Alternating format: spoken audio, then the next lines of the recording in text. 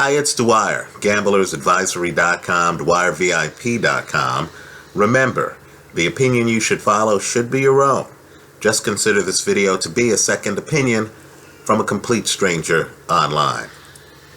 So, Conor McGregor has received his boxing license from the California State Athletic Commission. For those of you who don't know, the executive director of the California State Athletic Commission, Andy Foster, himself is a former MMA fighter. He was unbeaten as an amateur. He was 9-2 as a professional MMA fighter. So let's just say Conor McGregor had a kindred spirit, right, on the California State Athletic Commission. What people also need to realize that in the United States, we're actually made up of 50 states, right? California is one of the harder states to get a boxing license in. So Conor McGregor had to jump through a few hoops, right? Now, I personally don't believe that Conor McGregor has any chance whatsoever of beating Floyd Mayweather, right? But understand, that fast friend of yours might have a chance to beat some professional athletes in a foot race, right? Even if he can't beat the best in track and field, Usain Bolt, in the 100 meters, right? I think it's a bit of a reach to think that Conor McGregor at this stage of his boxing career would have a chance against the best in the sport. Floyd Mayweather is the top of the food chain in boxing, right? Professional boxers couldn't beat him. I have a hard time believing that an MMA fighter just learning boxing would have a chance. But, right, what I want people to do here is to just pause for a second and to realize that the road from being an MMA guy to a boxer is not impossible. In fact, it's been done before, and it's been done quite successfully, right? Right now, we have a guy who actually won the heavyweight title. He's still unbeaten as I make this video, Lucas Browne, who used to be an MMA fighter, right? Lucas Browne, quite frankly, has had a harder time passing a drug test than he has knocking off elite competition. Let's remember, Lucas Browne beat James Toney, a fighter's fighter, right? Lucas Browne beat Richard Towers, who was highly regarded at the time, big-time knockout puncher. Lucas Browne beat Ruslan Chagayev, right? Lucas Browne has beaten some very tough opponents. He's still unbeaten. Let's remember, too, that the MMA presence in boxing isn't all in the ring, right? You just had a young welterweight champion, Jesse Vargas, go the distance with Manny Pacquiao, one of the sport's best pound for pound, certainly a first ballot Hall of Famer.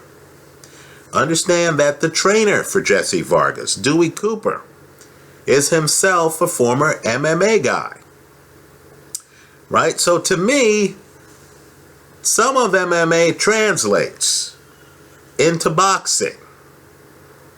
Now, while I don't believe Conor McGregor beats the best in boxing right now, pound for pound, right? I would not expect him to hop in the ring and be competitive against Gennady Golovkin, right? Andre Ward, Sergey Kovalev, right? Danny Jacobs, Terrence Crawford.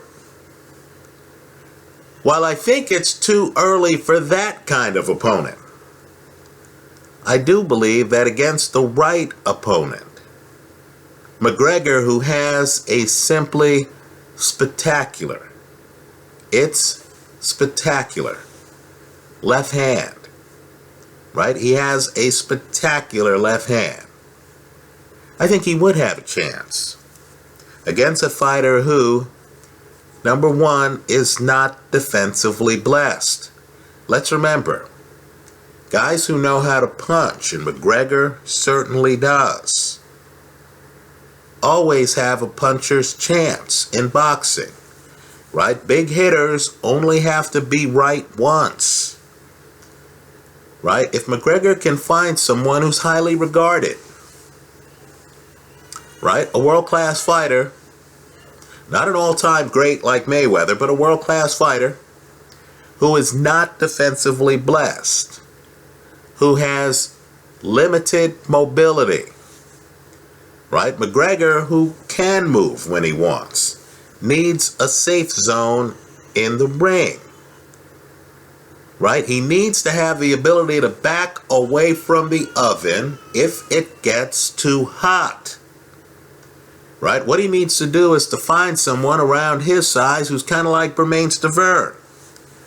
Stiverne, dangerous heavyweight, right? Dangerous heavyweight. Fought Deontay Wilder for the heavyweight title. Went the distance.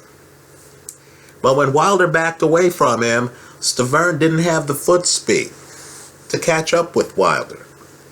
He was stationary. Couldn't move around the ring. Right? That's the kind of fighter Conor McGregor needs to deal with. So if he's there and he finds himself getting a bit outboxed, he wants to be able to use his legs to get away from that.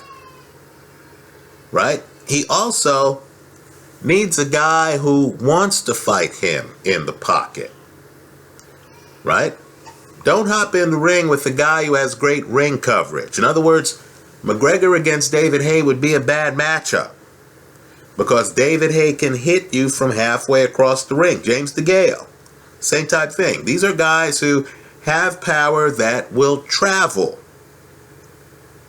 Right? No, McGregor needs to know that the guy he's fighting's local. So when McGregor backs away, he has the distance gauged. Right? He's not fighting Manny Pacquiao, who can launch that left hand from outside and hurt him. He needs to fight a guy who he can control the pace on, because the guy doesn't have the foot speed and doesn't have the kind of power that can travel. Right? He also needs a guy who likes to fight in the pocket. Right? Fighting a guy who doesn't need a pocket, right? Manny Pacquiao, is a recipe for disaster. It's hard enough fighting a guy who needs a pocket, a professional fighter.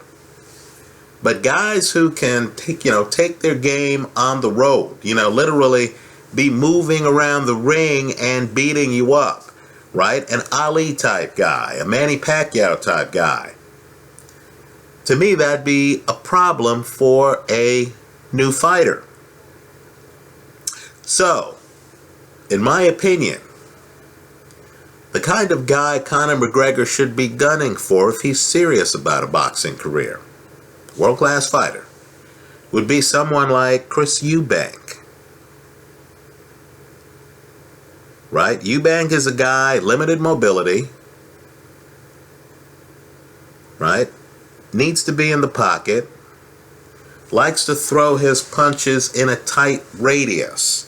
In other words, I don't see Eubank doing a Canelo or a Vladimir Klitschko and extending, a right hand from distance, right? He's not throwing overhand rights.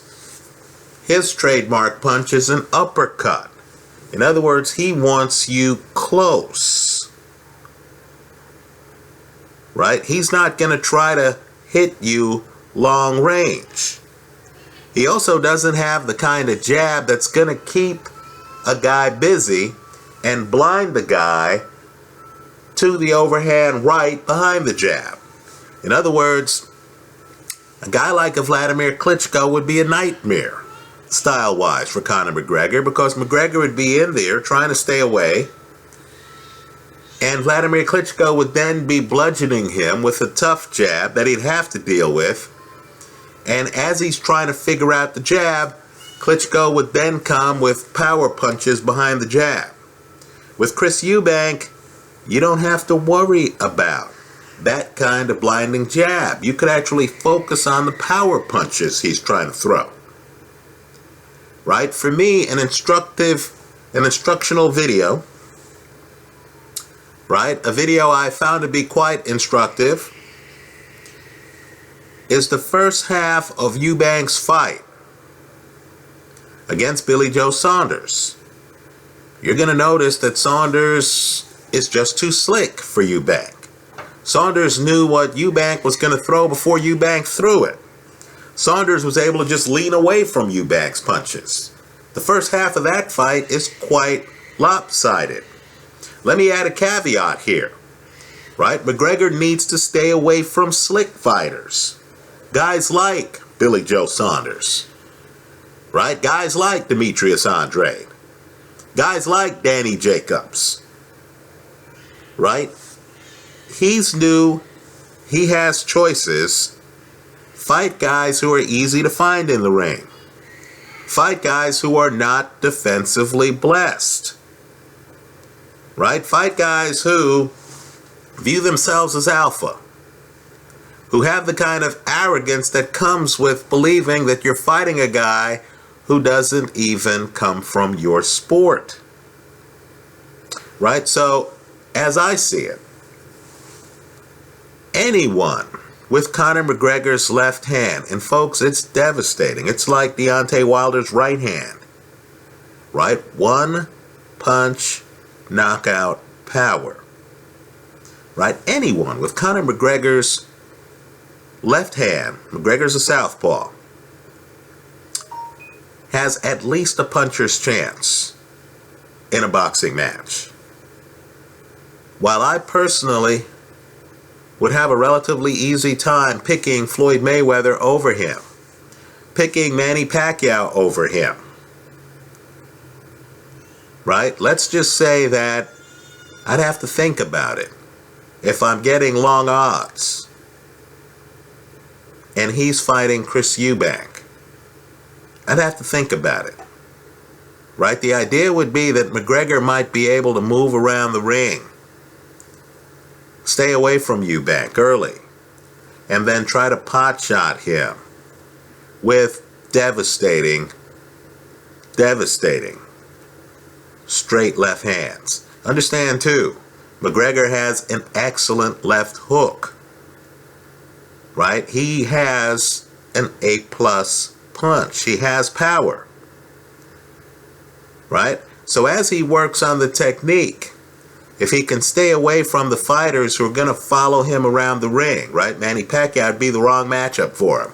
Fighters who are going to follow him around the ring, cross them off the list. Fighters who are defensively blessed, so when he comes in with that left hand, a Floyd Mayweather has it blocked already, cross them off the list, right? Fighters who, are just too elusive and slick, right? Let's just say that if Andy Lee couldn't catch up with Billy Joe Saunders, right? If Chris Eubank couldn't catch up with Billy Joe Saunders is not the opponent for Conor McGregor, right? Rather, what McGregor wants to do is to find a guy whose calling card is his knockout power, a guy who sees himself as a hunter and who hasn't developed enough the defensive part of his game, right? A guy who is involved in tough in the trench warfare, right? Who isn't accustomed to dealing with moving targets, right? Let me point out that, believe it or not, there was a fight in history involving two of the best fighters ever. Henry Armstrong, a bit past his prime, against the great Sugar Ray Robinson. Right? Robinson decided he was going to use lateral movement. Now keep in mind, if you dove in on Homicide Hank, you were finished. Right? Armstrong is a guy who, when the sport had 8 weight classes, had the title in 3 of them simultaneously. Right? If you dove in on Hank Armstrong, you were finished. So, of course, right, Robinson decided to dance around him, use lateral movement, work behind a jab. According to press reports, Robinson won almost every round, if not every round. Right? Dare I say, Conor McGregor needs to find a slower version of Henry Armstrong. Right? He needs to find the guy who is great in the trenches. Right? Who doesn't know what to do outside of the trenches. and who isn't able to find him in the ring, doesn't have the foot speed to close the distance. I believe those fighters are out there. I think Chris Eubank might be one of them, and understand, I feel Chris Eubank style-wise would be one of the best matchups for Golovkin, right? I think that's a very competitive fight. But styles make fights, and I don't believe his style would dovetail well with Conor McGregor's southpaw style if McGregor is able to move around the ring and keep him guessing on direction. So count me among those who does believe that, like Lucas Brown made the transition to boxing, Conor McGregor might be able to as well. After all, right, the UFC is a bit of a monopoly. Several elite UFC fighters, right, GSP, George St. Pierre, for example, are trying to form a union, some kind of association, to improve the pay of the fighters in that sport. McGregor might be looking across the river at boxing, and he might realize that with his pay-per-view numbers, and understand, several of McGregor's pay-per-view events have topped 1 million. Right? They've topped 1 million. With his pay-per-view numbers, he might be able to make vastly more money as a boxer. Right? So no, I'm not going to take him against Floyd Mayweather or Vladimir Klitschko. Let's learn to crawl before we can walk in the sport of boxing. But I do think we should take him seriously. That left hand is that spectacular. I do think he has a shot against the right kind of opponent. Someone not defensively blessed, someone who's relatively immobile.